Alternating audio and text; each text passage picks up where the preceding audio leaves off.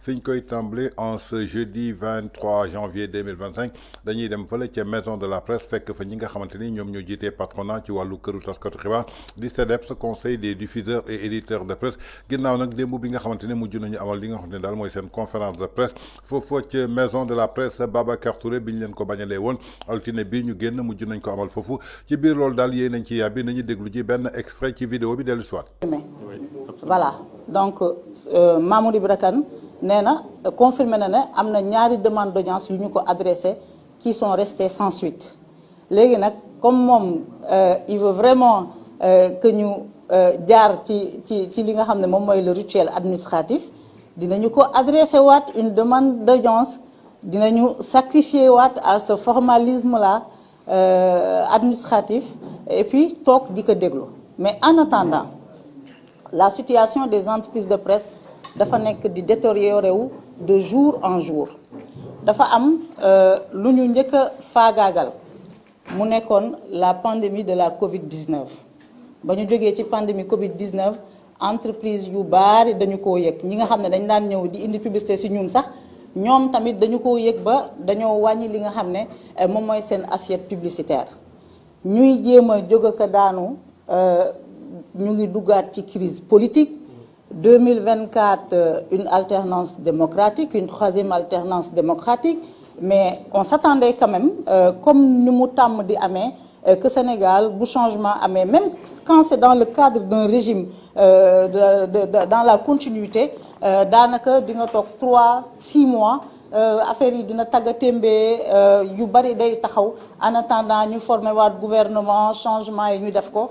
donc bi ñu ñëwee 2024 affaire yi demee noonu on s'est dit que c'est une situation passagère dina jàll mais aujourd'hui situation boobu dafa nekk di persister li nga xam ne moom moo am ba am mooy tey entreprise de presse yu yëpp presque au Sénégal en tout cas bu fekkee ne am na ñoo xam ne ñu ngi ciy génn xam naa ne motuñu ñaar mbaa ñett entreprise de presse yu bari au Sénégal dañoo am ay jafe-jafe yooyu bokk na li ko indi et je vais pas trop m'épancher là-dessus parce que on va se répéter bokk na ci li ko indi ni ñu dagg contrat yi li ñu geler paiement yi ensuite li ñu bannir la presse privée ci wàllu publicité et loolu léegi dafa nekk une réalité bu leer nañ c'est-à-dire la presse privée structure gouvernementale yi nga xam ne ñoo ngi fi man de depuis 10 mois benn structure gouvernementale moo mos a def pub ci man et je pense que def na tuuti ci def na aussi ci yeneen entreprise de presse yi du ñu gis publicité et dañ ñu bannir bannissement boobu dafa dem sax ba je donne un exemple nu mu tudd y a les partenaires financiers et techniques du Sénégal qui accompagnent la DER dans sa communication et la vulgarisation de ses actions mu am un fonds boo xam ne la BIT ak l'AFD agence française de développement ñoom ñoo ko dégagé pour assurer la partie communication parce que dañoo jàpp ne DER pour mu réussir sa mission communication bi war na jàll ñu gën a xamale li nga xam ne moom mooy DER ba ñuy lancer programme boobu sous la supervision des partenaires techniques et financiers dañoo def appel d'offres ñu war a retenir 5 télévisions pour que ñu compétir plusieurs télévisions disons mais il devait en retenir 5 mu am 5 télévisions yoo xam ne dañu leen tàmm par avis d'appel d'offres ñu exécuter la première phase du programme 2023-2024 ñu reconduiraat ñu war a parce que programme bi c'est sur 5 ans ñu war a exécuter la deuxième phase 2024-2025 ñu commencé exécuter ba mois de juin dañoo jékkee-jékki parce que à chaque fois bu ñu amee couverture dañ lay yónnee couverture bi chaque couverture elle est payante selon mu nekk publi reportage de 3 minutes mbaa 5 minutes wala mu nekk un document nu mu tudd un document audiovisuel de 30 minutes donc dafa am tarification donc couverture bu ñu def dans ce cadre là nga xam ne wàllu communication la dañuy fay par exemple pour le bon tey je ne me sens pas bien moo tax dinaa naan pour le cas de cette TV, peut-être que les autres ne sont pas à l'aise pour en parler. Moi, je vais en parler. Pour le cas de cette TV, depuis le mois de juin, juillet, nous avons une couverture. Alors, je me suis inquiétée. Est-ce que nous avons fait warugal? J'interroge le commercial. Je me dis, nous avons fait une couverture. Je wote fofu ñu ne ma non du dara c'est juste que bu activité amé dañuy jox la liste des entreprises des télé yi ñi wo manako mais vous ne nous appelez plus. Par la suite dans les investigations que j'ai faites j'ai compris que dañoo jox ordre à la cellule de la communication d'enlever 2 télévisions muy 7TV ak ITV sans raison ma bind leen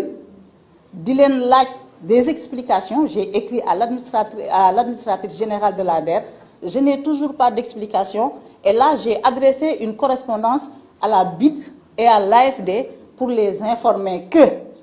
programme bi nga xamné da ngeen ko tek pour accompagner la communication de la DER té ñu choisir des médias par appel d'offres pour des raisons politiciennes, on a décidé d'exclure certaines télévisions de ce programme-là. Parce que ce n'est pas l'argent de l'État du Sénégal, c'est l'argent des bailleurs. Donc, c'est juste pour un bannissement. Maintenant, j'aurais pu comprendre. Les gens ils viennent au pouvoir, c'est difficile. L'environnement économique est difficile. Je comprendre lolo. Je comprendre que publicité, convention, que même paiement est tardé. Mais ce que je ne comprendre pas, c'est un mot d'ordre, un bannissement. Képp ku la ci ku ci juum sax ba woo la ne la dama bëgg telle activité nga couvriral ma ko dal na ma ci foire bi passé da ngay jékkee-jékkee rek waa ji annulé lan moo waral loolu. Et léegi nag le problème que ça pose mooy entreprise de presse au Sénégal nga xam ne le marché est très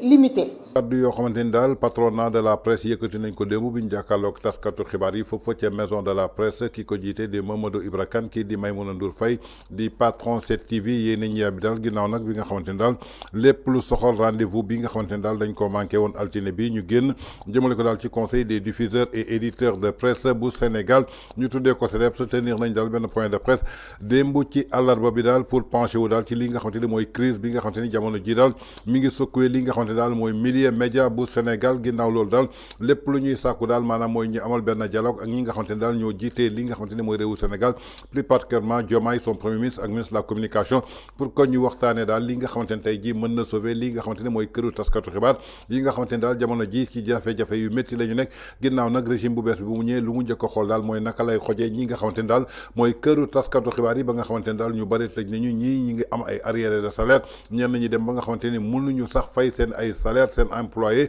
donc daal doon na ay jafe-jafe yoo xamante ni këru taskatu xibaar yi ñu ngi koy dund ginnaaw loolu daal ñoom ñi di patronat ñi nga xamante ni ñoo seq wàllu këru taskatu xibaar daal dinañu daje démb foofu ca maison de la presse yi lañ yàbbi daal ci dialogue bi nga xamante ne daal ñu ngi koy xaar pour que daal ñu indi ay solution saafara daal li nga xamante ni mooy jafe-jafe yuy topp këru taskatu xibaar yi